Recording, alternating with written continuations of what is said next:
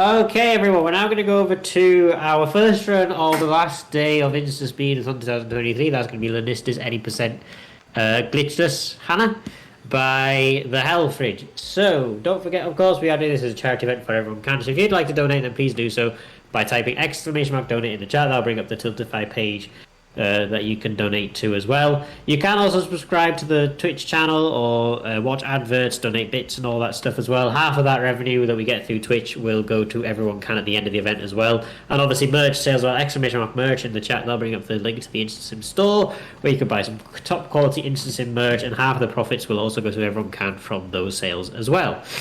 So, if there are any donations to Tiltify as well, I will read them out periodically, so let me know. Be sure to get those donations in as well, because all donations to Tiltify go directly to Everyone Can. Also, our running total so far is £135. We're quite far away from our goal of £750 by the end of the event. I'm not saying it's impossible to reach that. I mean, it would be absolutely fantastic if we could reach it. But if we can get a little bit more donations in, then that'll be absolutely terrific, because it all does go to help an absolutely fantastic cause. And £135 is a really good total, but I want us to have a little bit more in there as well. So, the Hellfridge is over to you now for introductions. Just give me a countdown when you want to start and all that stuff. You know the drill by now, I'm assuming. So just give me a countdown when you want to start, and then we'll get the timer started and all that good stuff. Wonderful. Hello, everyone. Welcome back. You may have been told that you're going to see a speedrun now, but that was a lie. You're not going to see a speedrun. This is going to be a half-hour advertisement about this game, Lunistice, which might be like the best 3D platformer of the last year. Like, it's definitely up there. It's wonderful. The first, like, one of the most important facts about this game is that it's $5. So, like, if you're liking any of this, you should give it a go. Anyway, we're going to get started on a fresh file. Timer does not start just yet. Timer will start when I have control in the first level. I will give you a countdown, though. We will watch the opening cutscene, and I will explain like the most important part about this game. It's a 3D platformer, and we're playing as Hana, which is like a wonderfully cute raccoon, tanuki. Not a raccoon, it's a tanuki. And like she has three things that she can do. She can jump, she can do a double jump in the air, and she can do a spin, sort of like the spin in Mario Galaxy. The wonderful thing is that there is like a hidden tech. If you do a spin jump right after you're jumping, like I'm not sure if it's like the frame after, but it's like immediately after, you do what we call a high jump, which gives a significant height, and it allows us to break a lot of the level's geometry. We're gonna go places that the designer might not have been intended for us to do so, as speedrunners do sometimes. This is still an advertisement, though. But you'll see it right now in level 1. And we're going to start the timer in 3, 2, 1, now.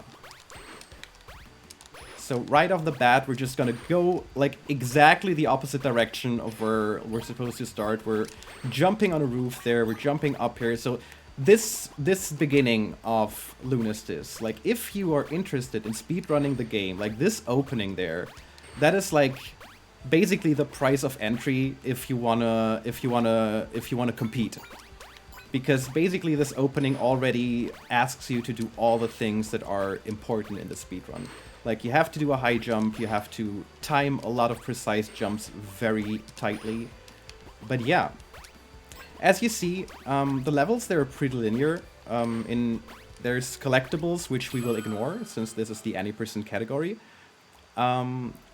But overall, the levels are pretty linear. So our challenge as speedrunners is to just find the shortest distance from A to B. So very conveniently, in a lot of levels, there are like blocks and other like architectural elements strewn around. Like you see this, you might have gained that from the introduction, that this is like sort of like a simulation of some sort. So there's like weird blocks that allow us to do funky things, like speedy jumps that cut corners. Also, all over this game, you are gonna see these crystals. And these crystals, they are a double-edged sword. For one, they allow us to use them as platforms, which is wonderful because, for example, we can just go on this here instead of taking the normal route, which cuts a corner there or two. Like, it's for high-level optimization, like, you use those gems to their fullest. However, the downside is, for one, they kind of do have wonky hitboxes sometimes. Like, they do kind of feel a little slippery. And also, if you stand on one for too long, it breaks. And also, you can destroy them with your spin attack, which makes them useless as platforms because they're not there anymore. So yeah, we're gonna be using these a lot throughout this level, and we're already done with the first world. This game has 7 worlds, with 2 levels each. At least in this category, there's like an extra level in the 100% category, but there's gonna be 2 levels per world here. And each level introduces like some sort of new gimmick or two, which in my opinion, greatly complements all of the platforming. So we're now in the beach world, which introduces 2 things for now, which is on one hand, these bubbles that you're seeing, they transport us from A to B, and usually we just stay in the bubbles. There's no way to sort of skip them or make them go faster. Sometimes we're gonna exit them a bit early, but overall there's not much about them that you can do to make things go faster. And the other thing that's being introduced is these bouncy beach balls, which also can be combined with a spin jump to give us extra height. So there's going to be many bouncy things in this game, which is cool. And you will often see me do like a spin jump right after bouncing off. And just like the high jump, it gives us extra height and allows us to do some cool skips. This might be a good occasion to mention that this game is $5. So this game is speedy, it's adorable, it has a wonderful N64 PS2 aesthetic, and also it's only $5. So you should really, if you like platforming at all, you're doing yourself a favor. That's like an investment. Also, welcome to Blitzball. And welcome to like a I failed. That is a pity. I was just about to say to a very swaggy looking section that I have not failed in ages, but this is a marathon, so things ought to go wrong. But that's fine because we're just gonna do it again. But yeah, this is the Blitzball stage because there's not 1 but 2 of these water orbs that we have to traverse. And one final one. So yeah, instead of going the long way around, we just use these very tiny blocks to just go through the water. Also, for some reason, this water just has no physical properties. We just like jump through it just as normal. So that's cool. And if there are any messages to read, then this would be a great opportunity, to be honest. No, we don't have any new donations in at the moment. But if anyone does want to donate, then of course the donation link is available typing !donate in the chat. There's also the link obviously down in the panels below. We'll be posting the link periodically as well. But any donations that are made through Touchify, we'll be reading them out periodically throughout the day. So be sure to get those donations in as well, because all the donations through Touchify go directly to EveryoneCan, and EveryoneCan are a fantastic charity. They do so much work, so please do help out if you can. Exactly. So down there you see the next split one. Oh no, shit, I fell! I tricked you. That was absolutely intended fall. That's just like, there's runners of this game have various ways to go about this. They're all more or less the same as far as time is concerned. I do like to pretend I'm falling and trick all of you as I did. And just like that, we're already at the end of the beach level, and now we're going into basically the carnival zone, because this is gonna turn into a Sonic level. Also, the difficulty for Speed Tech is gonna ramp up. Welcome to the family park. This first level is still rather cozy. It just introduces us to the new gimmicks of this world. First of all, there's these crystals that we do not want to break. Shout out to Jasper, who showed me this jump here that makes this skip incredibly easy. Jasper is a fellow runner who will hopefully find his way into GDQ with this game. We're hopefully going to show off one of the other cool categories in this game. This category is any percent glitchless. Glitchless because there is a glitch later on in the game. There are rails. Similar to the water thing you just saw me do here, there's going to be rails later on. And there is a glitch with these rails that allows you to basically go out of bounds and fly through the level. However, we have not found a very consistent way to replicate this glitch, to just do it every time. So running this game in a glitched version kind of depends on this one trick going right. There used to be another glitch that I think was patched out where you could just basically skip every second level, which was also part of the glitch category. So these are the reasons that glitchless is its own category, because it shows all the levels and doesn't just depend on like one very inconsistent trick going right. So coming up is the loop-de-loop skip. We hope we get it right. And I do. So there's like a big loop-de-loop, and the camera would normally like pan out and do this whole Sonic thing, where you would go very slowly around the loop. But if you time the jump right, you can just skip a bunch of seconds and go there. So coming up is 3-2, which is probably the hardest level in the game. It has the biggest density of hard tricks. Coming up is probably the hardest of all of them. So I'm gonna... And I get it first try. So that was incredibly difficult. Basically, you have to do a perfect high jump, which is if you like do it right. But also there's like the next trick. There's no this tunnel, but we're not going through the tunnel, right? We're going down here. Also, like there's the third trick coming now. So we're going to do a jump here onto here, and now we've basically skipped almost the entire level already, and I die. These balloons, they can be deceitful, but the good thing is that you're gonna see two cool tricks again. So we're gonna jump out of the tunnel and jump up here, and now we're gonna hopefully get this right.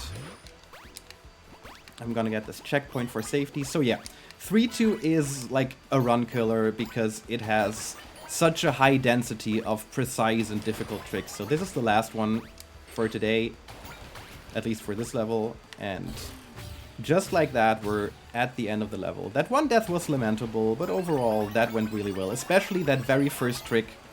That's basically the reason a lot of runs get reset. If that doesn't go right the first time, you might as well restart your run if you want to like go for a world record pace, at least. There is a backup if you can't get it to work, which is very consistent, but it also is around like 10 seconds slower. Anyway, welcome to level 4, which is the Candyland, basically. And here we're introduced to rhythm platforms. You might see those rhythm notes going, like shifting through at the bottom of the screen. And they basically tell us when the red platforms will be there and when the blue platforms will be there. That makes this level very cycle-based, so I do want to play it as perfectly as possible because then like the route is just clear. If I do make mistakes, I will have to like readjust the route. Oh, that was unfortunate. And also, like, I did not take a checkpoint there. Like, that's usually not one of the places where I die, so I did not get a checkpoint in between. Oh, lordy. Yeah, this is not happening. So we're gonna see a bit of the rest of the level. That's not too bad. Mistakes happen. Also, there's a checkpoint. We're just taking that for good measure. Yeah, we have these rhythm platforms, so now I'm offbeat. Now I have to sort of improvise a bit, because I'm not on autopilot anymore, basically. But that's fine, that went nicely. Usually you can actually just go straight through these, and it just perfectly lines up for the most part. But yeah, when mistakes happen, this game asks you to be quick on your feet, basically.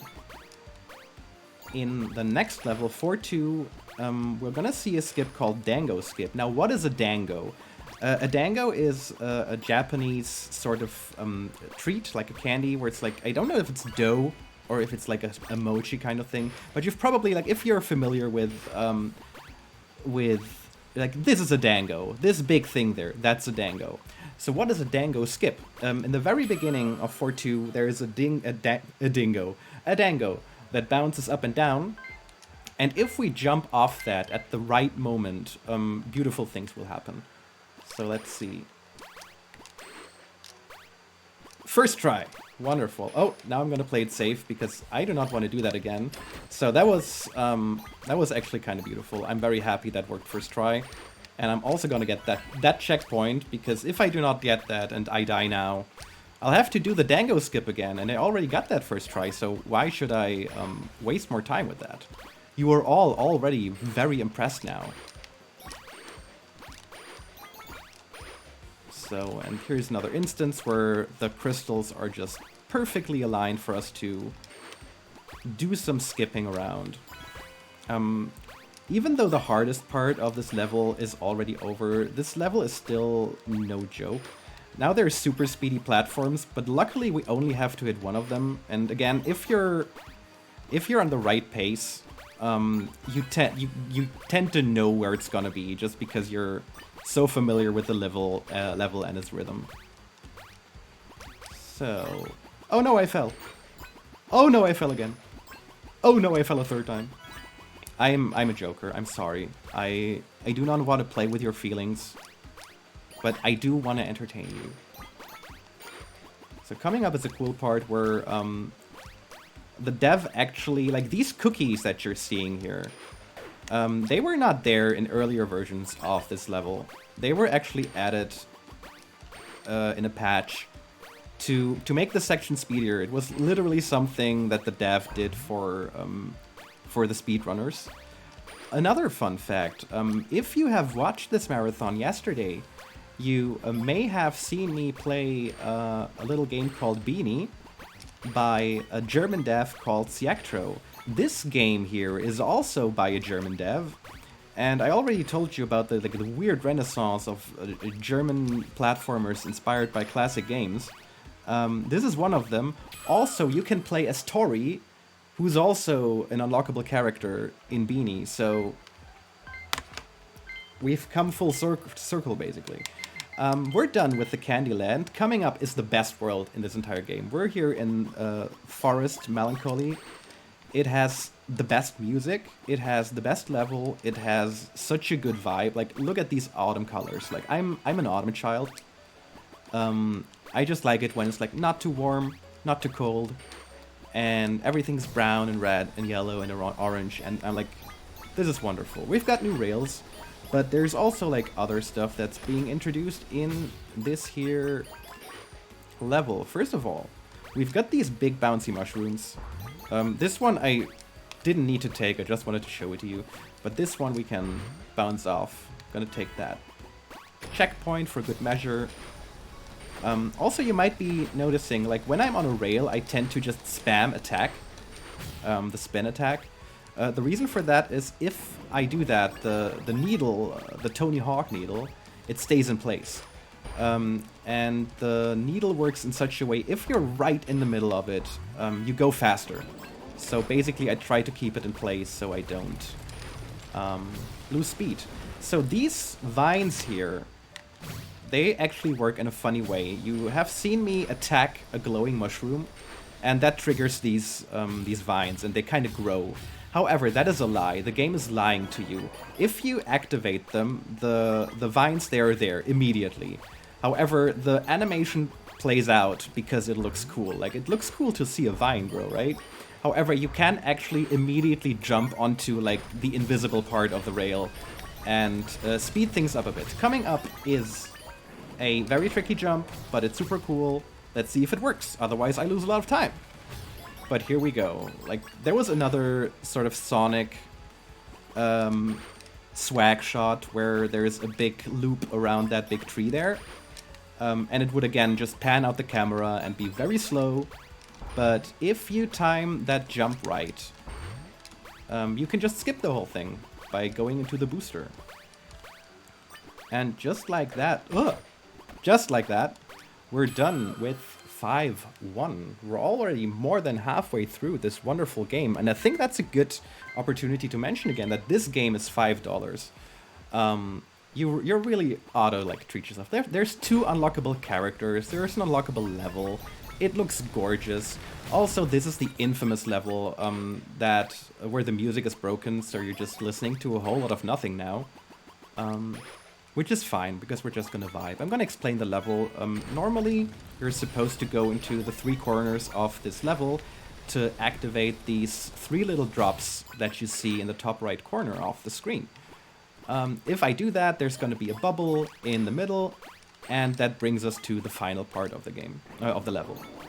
However, there's 3 routes through this level to go to the drops, and of course, there is a way to go from one path to another, which you're not supposed to do. And this is a trick that you can do at home, so just look closely now, because this is gonna look very swaggy. However, this is a very easy trick, so you should actually go buy this game for $5 now and go see if you can do this trick, because it looks super cool. It looks like you're a rad speedrunner, which you are by then. And it's actually very easy to do. So we just activated that checkpoint and we went back to whence we came from, and we have actually now moved on to a different part of this level. So we're now gonna follow this path. Hopefully we will not die. That would be dumb. And after we have activated that drop, we are just gonna pause and go to the checkpoint. The drop stays activated, and I will continue on the path that I've been on and activate the second drop. Oh, and suddenly there's music? What? Oh, so this level is doing a thing. The more drops you activate, the more of the music starts to play, and it's actually really, really cool. However, it's sort of a meme in the Lunistice community by now that there have been a lot of complaints about this level's music being broken. And I gotta admit, I thought so at first too, but instead of complaining about it on the internet, I just kept playing the level and learned what it tried to do. And what it tried to do is a really cool thing, which makes this my favorite level of this game, just because I like it when games play around with their aesthetics. So now the third drop is activated. I'm gonna do another warp to the middle of this island again, which conveniently has a checkpoint or several, and this bubble will now bring me to the end of the level. So one final goodbye to the best world in this game. That doesn't mean that what's coming now is bad at all. Oh, I could have shown off something here. That rail there, it actually extends. I didn't need to jump there. Could have just stayed there. But I actually forgot about that. What a shame. What's coming up now, I would say the next world, which is called Wanderlust. It's not easy per se. However, it is very cozy. Like after worlds 3 and 4 and 5 to a degree, it is kind of easier just because the levels are shorter and they don't depend so much on very difficult tricks going right. So world 6 is gonna be our breather. It's gonna be the calm before the storm. Because world 7 is gonna kick me in the butt. I am certain of that. First, we're gonna do something very swaggy. We're just gonna like balance on this line here. We're gonna jump off. This is a hard jump. Yeah, that was... you could continue on those lines, which would look swaggier, but this jump is actually faster and more difficult than continuing on those lines. So this is Wanderlust. If you're not familiar with the term, if you want to go like out there and explore, like that's Wanderlust, like you want to go on an adventure. And this is a really cool vibe. I really adore the aesthetics of... I died there, but I got the checkpoint. I tried to do it in a swaggy way. And since there's just the checkpoint right there, I thought I would go for something swaggy, and I failed. But yeah, this world introduces these little like whirlwind, like these booster thingies that boost us to different parts of the level. And here we're gonna like break out of the boost. I think that's something I forgot to mention. Like if you're being boosted, usually you're on a set trajectory. But if you do a spin attack, you can break out of that trajectory, and you've already seen me do that several times, and I think I'm gonna do that a bunch of more times, just to cut some corners and save some time. But yeah, like, you might notice, like, this level doesn't look easy, but compared to what was before, this is actually a rather cozy time. Shout out to this area. This is supposed to be a sort of, not a maze, but it's like a structure that you have to, like, go through, and there's nothing else like this in the entire game. But also, if you're, like, speedy about it and know how to use the crystals, you can just jump onto the walls and get past it easily. And just like that, we're done with 6-1. And at this point, I want to remind you, this game is $5. Also, stay hydrated. It's very important to drink plenty of fluids. And 6-2 is, I would say, like it's like the easier of the two levels, but it's also the one where I tend to screw up more often. So we're gonna see how today goes, especially because of these rails here. These rails, they throw me off. They actually have pretty straightforward hitboxes, but the way they are animated, like the way they look, they trick me into thinking that their hitboxes are weird. But they're actually not. I'm just a silly goose. Talking about staying hydrated, here's a nice drinking game for you all in the chat. I've already mentioned it in the chat, but take a sip. Every time Hellfridge says that this game is $5, take a sip of, I don't know, water or whatever drink you have next to you. Obviously, drink safely, drink responsibly, and all that stuff. I'm not going to incentivize anybody to hurt themselves or harm themselves, so just make sure that you're doing it safely if you're doing it. But yeah, just take a sip of anything. I will also be checking for ID, so... Yeah. Drink responsibly. Also, anytime I mention this game is $5, you should donate £5. Well, maybe you should do that, Hellfridge. Oh lordy, I should go back through. Oh my god, that now you're digging. I've counted 3 already, so it's been. I have mentioned that more often than 3. I've counted 3, so I might be being generous here. You're being very like, I will make a donation. I will not know if I can like match that. Like I think the connection is actually breaking. Oh no. So, we're fastly approaching the end of this game. Like, this World 6 went, I would say, pretty well, except that one death that was sort of like... I knew it was likely to happen, but I didn't care, because it's right after a checkpoint. And if I have the option to do a swaggy thing, people who know me know I will do the swaggy thing. We do have a question in the chat. How much is this game again? Oh, thanks for reminding me. I've been talking so much about the game. I haven't actually mentioned its price. This game actually is just $5 on Steam. So if you wanna like have a great platforming time, you should absolutely do that. The unlockable characters have their like own bespoke levels that have cool things going on. It's, I don't know, like this game has no right to be so good and be so affordable at the same time. Like, you might notice that I am a bit biased though. But I am open with my biases. So, this is Infinity, the final world. It really does not screw around. Like, this level, like these 2 levels, they are gonna put me on the spot here. You saw me damage boost there, which is something we're gonna do again later. I already had used my double jump and my spin attack, but if you get hit by an enemy after that, they actually reset.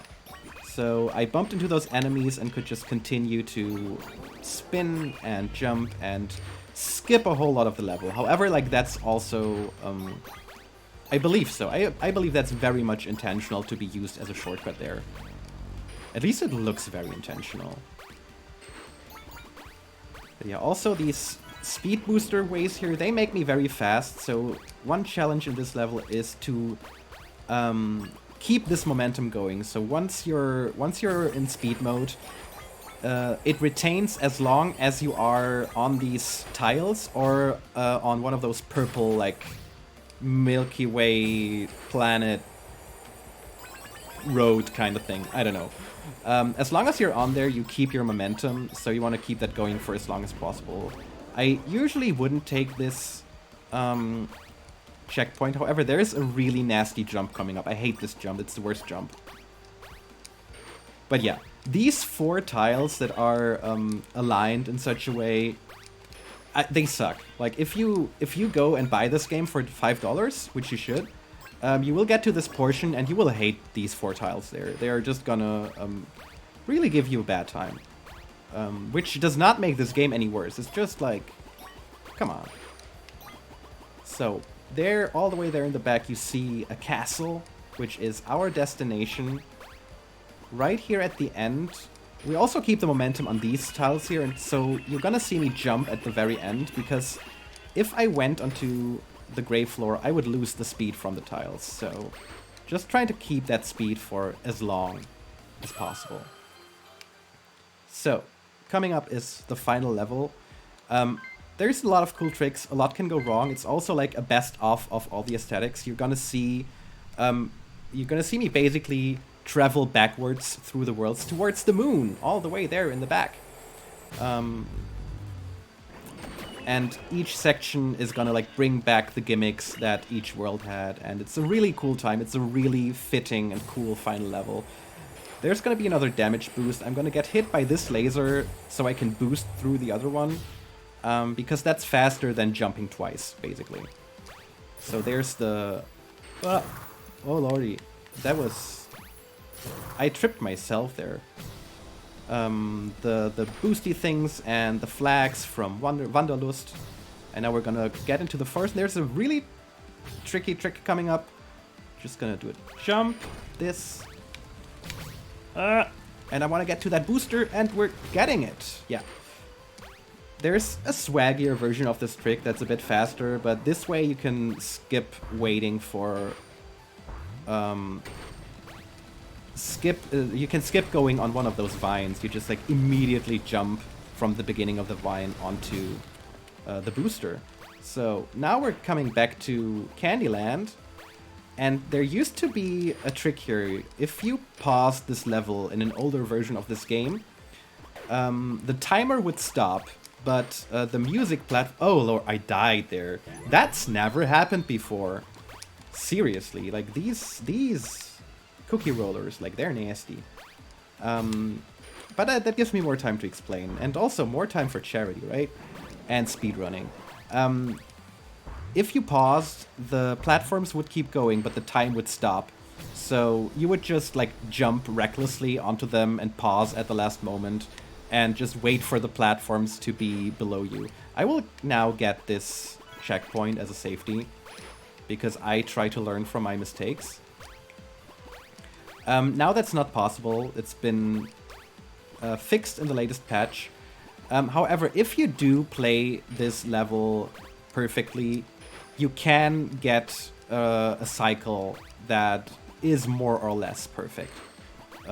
So it's not like there was much time lost with the removal of that little exploit. So coming up is one of the coolest looking things in the speedrun. So we're on these rails now. At the end of this section, there's going to be a booster, and I am going to break out of the boost and jump directly into one of the bubbles from the beach level. What's going to happen is that the momentum from the booster is still with me, so I'm going through these bubbles super fast. And it's also hard to control, and that allows me to skip that umbrella and just land here. And that's just like, that's just gaming, friends. That's just gaming. So coming up is the final section of this game, and there's... yes, that worked perfectly. That was actually really difficult, and I have no idea how I did that, but it looked really cool. So one final cool skip. There's an elevator coming up, and I'm gonna die now. So what I did there, I activated the elevator and died. And that actually puts me up here. Like, as soon as you activate the elevator, the game locks. You cannot pause anymore. And you're actually supposed to slowly go up that elevator, and the checkpoint up there is already activated. So if you just die, if you activate the elevator, you can just skip that whole thing. Also, time. That's Lunistice. If you have enjoyed this game is actually just $5. It's a wonderful game. It's such a tight platformer. If you've like watched this, the controls are super tight. The aesthetics are marvelous. Also, the sequel is already announced. There's gonna be a Lunistice 2, which is wonderful. It's gonna upgrade the aesthetics to the Dreamcast era, and I deeply respect everybody who references the Dreamcast in their art. So, yeah, that's been Lunistice. I'm gonna like check my final time because I'm actually curious. The final time is 32:09. Yeah, like we usually like the timer only goes in the levels. So when we time for speedrunning, it actually just takes the level time. So this would be 29:22. But it's timed in-game timer, not RTA. That's fair. Exactly. So all the menuing and the in between the levels, that doesn't count towards final time if you're competing for it. But anyway, thank you so much for having me, InstaSpeedathon. Shout outs again to the Lunistice Discord. There's a bunch of really great runners in this game. The other categories, you should check them out. There's so much fun. There's all the collectibles, and there's routing that is out of this world. Get hype, because I want this level. I would love this game to be in GDQ with the world record holder. Hopefully playing it. It's $5. You should get it. You should also maybe put $5 towards charity, or £5. And I have just counted. You said that 7 times, by the way. So I am still. You're still bound to that. You have to donate £5 for every time you said that. I will go. I'm only joking. I'm not saying you obviously have to, and you can donate however much you want. Obviously, I'm just joking on that. Be very careful with what you wish for. I just want to mention, I think one of the developers is in the chat, actually, Deek64. Oh yes, Deek. Yeah, that's the developer of this game. I love your game. Like, you probably know. You've seen me and other people ramble about it on the Discord. It's wonderful. It's a great game. I'm very happy you watched this. I hope I performed well. And I only realised that he said that because we've been saying because basically what you've been saying about this game sounded a bit like an ad read. We do have to just mention that for legal reasons, InstaSpeedathon is not affiliated or sponsored by the developers. And then the developer in the chat, Deek, came out and said, not yet. So I think we have a sponsorship on the way. Lunistice 2 is coming out. There is going to be another InstaSpeedathon. I think that's like... Yes, there will be another InstaSpeedathon. I will be announcing that at the end of the at the end of the stream. So that'll be about 5 p.m. British time. So it is currently 2 o'clock. So that's in about 3 hours' time for anybody who wants to see that, who doesn't live in Britain and wants to know what time it is. So translate that into your own time zones at your leisure. So yeah, Deek has just said great run and thanks for showing off the game. So I'm very, very pleased to see that the game has been put on there, actually, because honestly, to be honest, I did hear quite a lot of good things about the game when we were doing the cuts for it. I think one of the other moderators mentioned that it is a really good game. It's so good. It did look really good there. I'm going to have to watch back the VOD as well once it's finished, because obviously I can't really watch it all together whilst I'm moderating the Discord stuff. But yeah, that is all of that. So we have had a £50 donation in, actually. So I just want to mention that. So that's a really nice thank you very much to A Grumpy Fox. I don't know who that is in chat, but if you're in the chat, then thank you very much for that donation. The comment is good job on the run, Hellfridge, and the love hat at the end there as well. So thank you very much for that £50 donation. Don't forget, of course, anyone who wants to donate as well, the link will be posted periodically in the chat as well. I will post a link in the chat in just a moment. The ! Donate will also bring up the link to the... I think I know who that might have been, actually. Okay. Yeah, so thank you for that donation to A Grumpy Fox. For that donation. Oh right, yeah, that was Deek. I was like, what's that? I know that handle. I was like, oh, that's. Yeah. So yeah, thank you very much for that donation, and don't forget anyone who else wants to donate, exclamation mark donate in the chat will bring up the Tiltify link to the Tiltify page, and all donations to Tiltify go directly to EveryoneCan as well. You can also do things like subscribe to the InstaSpeedathon channel. We do actually have a hype emote, which I have been using during the thing. I think some other people have managed to, because obviously I think Twitch has the thing where you can like unlock an emoticon, like a subscriber only emoticon, or edit an emoticon and stuff like that. So I think I've seen a few people do that as well. So be sure to try those out as well. Try out the new hype emoticon, and if you want to use it on other people's channels as well, then be sure to subscribe to the InstaSpeedathon Twitch channel as well. You only need a tier 1 subscription actually, because I made sure to put it at the lowest level so that everyone who wants to can have a chance to have it at the cheapest possible price. So, and don't forget, obviously, any Twitch revenue that we receive, half of that will go to EveryoneCan at the end of the event as well. And that includes subscriptions, bits, ads, and also any merch sales that we get through the InstaSim store. Half of the profits will also go to EveryoneCan at the end of the event from any of the merch sales. So, thank you, HellfridgeTV, for that run. Have you got any final words you'd like to say before we finish? And then we'll go on to the next run. This game is just $5. Oh dear, that's what was that, the 8th time you've said that now? Oh dear. So yeah, don't forget guys, if you do want to get a copy of this game, it is only $5 or whatever that translates to in other currencies. On Steam it was, wasn't it? Absolutely. Yeah, so it's on Steam as well, so anyone wants to pick up a copy of the game, be sure to do so as well. Is the game $5? I don't know, Mr. Martins. I don't know. I can't imagine. I actually forgot what the price was. HellfridgeTV, do you know what the price was? It's $5. Anyway, don't forget to be sure to pick up a copy of this game. It does look like a lot of fun. So, and obviously, if it has a good speedrun community as well, then that's always a good thing as well. So be sure to get those to buy the game if you want it, and be sure to get those donations in for EveryoneCan as well throughout the stream. And I will read them out periodically. So we're going to go over now to the interval for the next run, which is going to be Neo Mario Galaxy any percent by 2 execs, and we're going to go to that in a few minutes' time. So kick back, relax, and we're going to go over to the next run in just a moment.